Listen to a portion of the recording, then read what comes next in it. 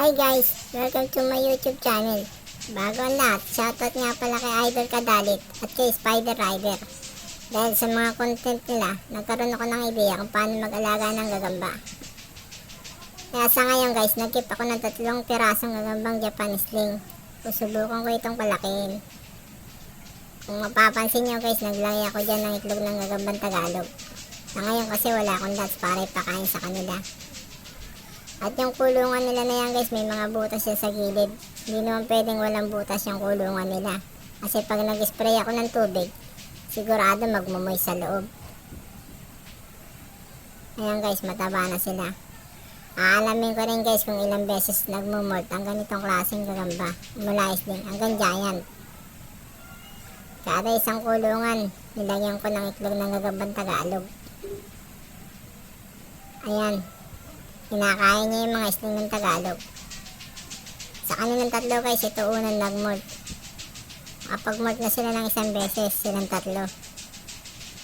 Yung mga isling na yan, hindi niya naman mauubos lahat yan guys. Dahil sigurado makakatakas yan dahil kasi yan sa butas. Ginawan ko na rin ng paraan guys. Naglagay ako ng pin at nilagyan ko ng langaw sa dulo. Para halimbawa mauubos yung mga isling, may langaw naman silang kakainin. Kada isang kulungan guys, nilagyan ko ng pin na may langaw. Makakatulong yon para pag nagutom sila, may kakainin sila. Ayan guys. Oh, nag-iikot-ikot pa tong isa. Titignan niya siguro kung gaano kalaki yung kulungan niya.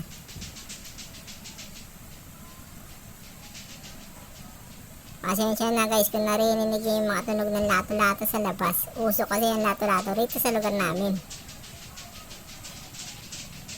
Ayan guys, nag-iikot-ikot siya.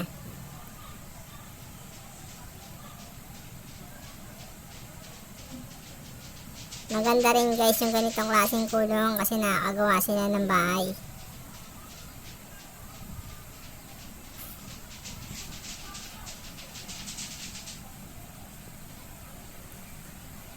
Ayan, nadulas pa. Maligsi naman itong mga to, kaya sa tingin ko mapapalaki ko ito ng maayos.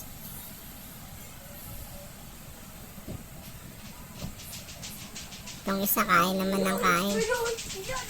Talagang siya yung malaki sa kanilang 3.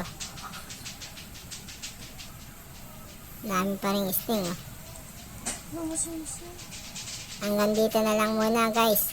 Abangan nyo yung susunod ko na video sa part 2 kapag nakapag-molt na sila. Maraming salamat guys. Pa-subscribe na lang sa aking YouTube channel. Salamat. Paalam.